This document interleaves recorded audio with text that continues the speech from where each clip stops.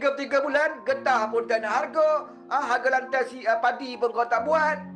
Gaji kita ngawam kau tak buat. Yang kau buat apa dah? Angkat jabatan judi. Yang kau buat apa dah? Sakau je nak wibawa. Yang kau buat apa? Tutup parlimen. Yang kau buat apa? Keluarkan tabung ke BSP bagi orang. Itu yang kau buat. Lepas tu hari ni kau cerita hidup Melayu, Melayu bersatu, Melayu bersatu. Kepala otak kau. Sawit. Orang Melayu juga ramai penolakan sawit. Jadi jangan terpedaya, saudara. Sebab Tuhan tunjuk kepada kita sekarang ni, semua parti dah diberi peluang jadi kerajaan.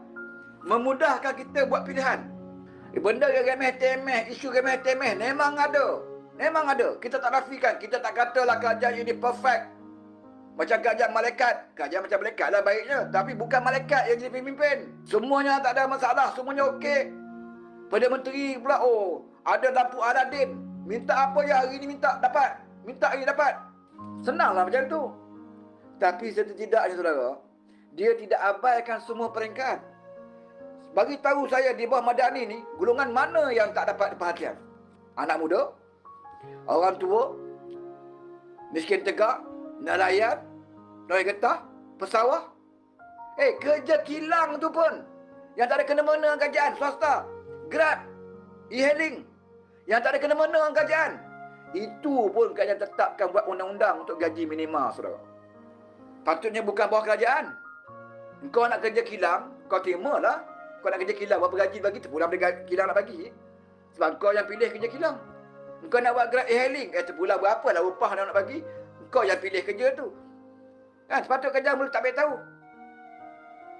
Tapi Anwar Ibrahim tahu, saudara.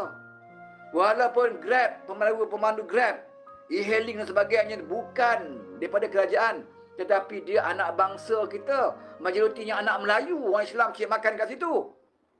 Ada yang part time, pelajar-pelajar. Ada yang kerja gaji tak cukup di Kuala Lumpur. Nampak dia gaji besar 4-5 ribu, tapi sewa rumah, bayar kereta, balance tinggal berapa, terpaksa buat Grab pula part time. Anwar tahu. Adik saya buat Grab. Saya cerita terang. Adik saya tu Badatul Razak buat Grab, cari duit part time. Tak cukup di Kuala Lumpur, saudara. Kita faham. Sebab itu Anwar kata, kalau kita biarkan, syarikat ini akan bulilah pekerja dah. Kau nak kerja dengan aku, kau kena ikut lah. Apa aku nak bagi upah, kau terima. Berapa gaji upah kau ambil. Kan? Sampai budak Grab mengadu. Anwar buat perjumpaan dengan Grab, buat dialog. Kepada Steven Sim pula waktu itu Menteri Sumber Manusia, buat dialog perjumpaan dan usahakan bawa ke Parlimen rang undang-undang. Dipanggil RU apa tu?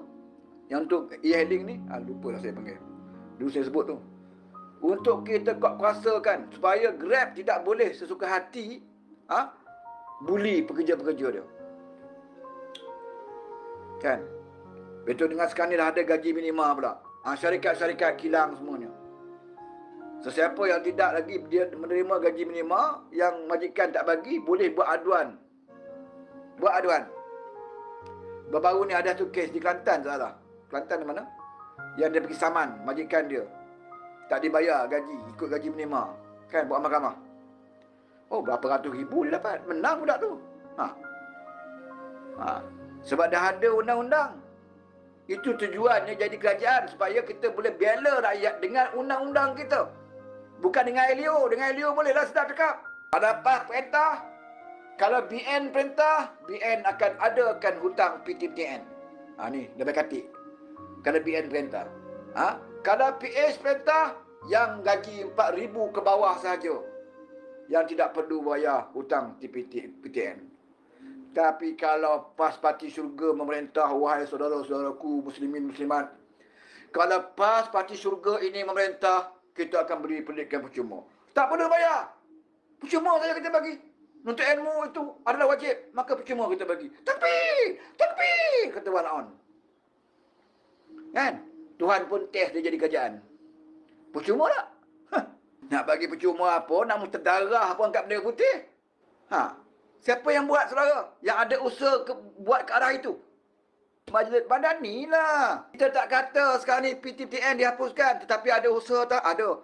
Bermula dengan apa? Bermula dengan kita utamakan golongan-golongan miskin terlebih dahulu untuk mendapat pendidikan percuma. Kita mula kat situ dulu.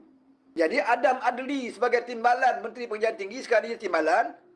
Dia bernasib baik sebab dia lagi timbalan saja usaha itu telah pun dilakukan oleh Datuk Seri Ibrahim. Adab Adli kena usahakan untuk lebih lagi. Itu je kerja dia. Cara nak dapat lebih lagi, mana kita bagi kajian ini terus diperintah oleh kajian madani. Kan? Ekonomi bertambah baik supaya kajian ada duit banyak. Bila ada duit banyak, bolehlah lebihkan sikit untuk pendidikan percuma.